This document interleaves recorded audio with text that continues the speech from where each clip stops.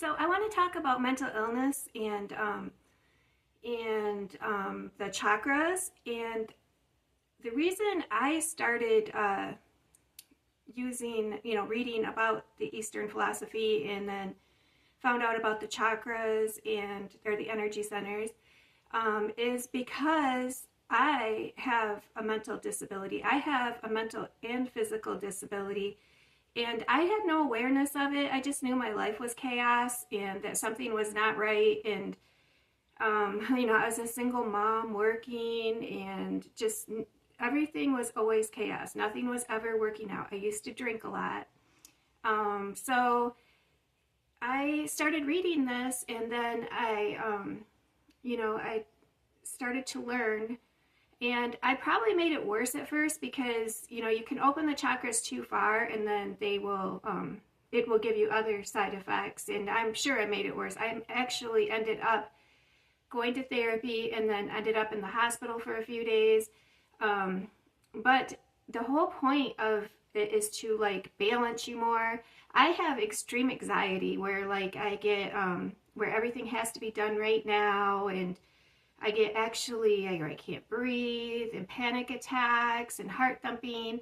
And then other times I get really depressed where I could care less. I could care less if the house is clean. I could care less if anything gets done. I just want to lay in bed and eat candy. So anyways, I went through a lot of mental health, and they never found like a medication that worked or anything that worked. And then I went to get treated for my pain.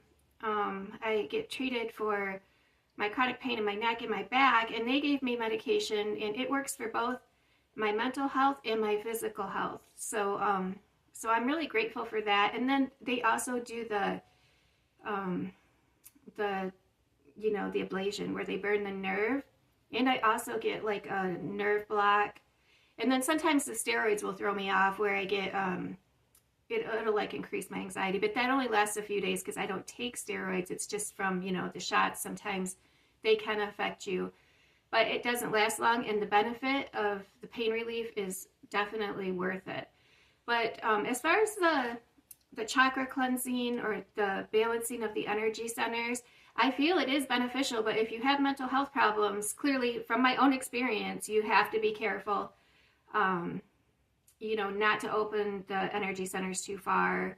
Now, there's the root chakra that is good for like stability in a sense of feeling safe. And then there's the sacral chakra, which is for emotions and for sexuality and for creativity.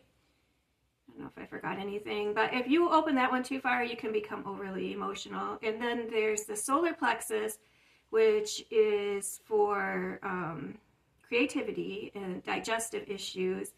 And it's also good. I think the solar plexus is where you can mainly astral travel. It like helps you with astral travel, which everybody does every night anyway when they dream. And I have my oldest son lives far away from me, and my granddaughters, they're happy. So, but I don't obviously get to see them very often. And I had a dream the other night that I was with them and like actually hugging my granddaughters, and the dream was so real that like I missed them when I woke up. I told my son about it, but we all travel when we sleep. And then there's the heart chakra, which is good for balancing love, not just love relationships like with other people, but also self-love, like help you to love yourself. And then there's the throat chakra, which helps with communication.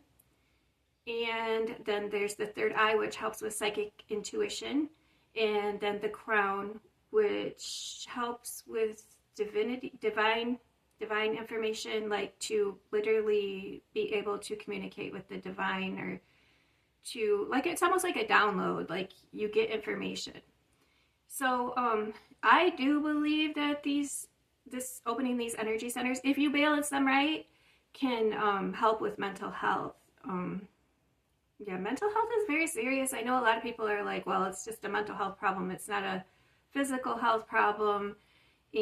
But mental health can affect your whole life. I mean, it can affect the way you live. It can affect your relationships, and it's something that people should face straight on. And like I said, before I started to study the Eastern philosophy and meditation is what really opened the door. Before crystals, chakras, anything, just meditation itself opened the door for me to see that something was not right and bring my awareness.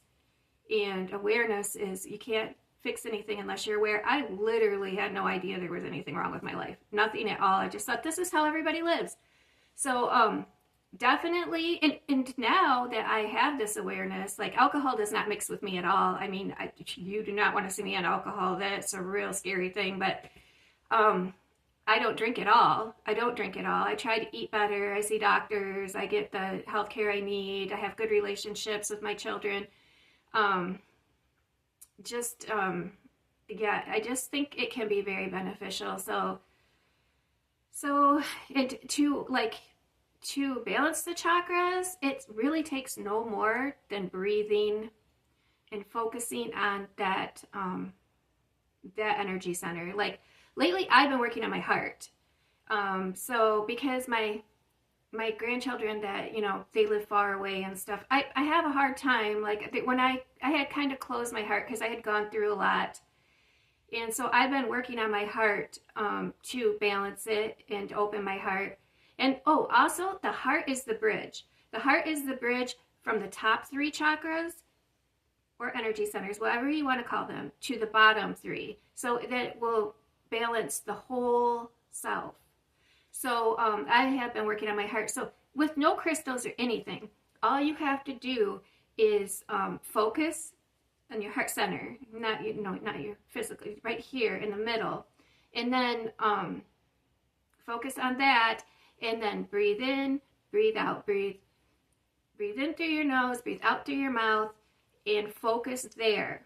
And if you have a hard time, because meditation is about shutting your thoughts off, like, because we have so much, the TV, the internet, all this stuff, and if you have a hard time doing it, then you can think to yourself, breathe in, breathe out, breathe in, breathe out, and that will kind of shut the noise out, because that's what I had to do at first. And then eventually the goal is you won't even be thinking breathe in, breathe out. The goal is to have just no thought. It'll just quiet your mind. You need to quiet your mind. So that's just what I'm saying that has worked for me. And so and I'm still working on it. Sometimes I get frustrated, then I'm like, well, it doesn't work. And but it does work.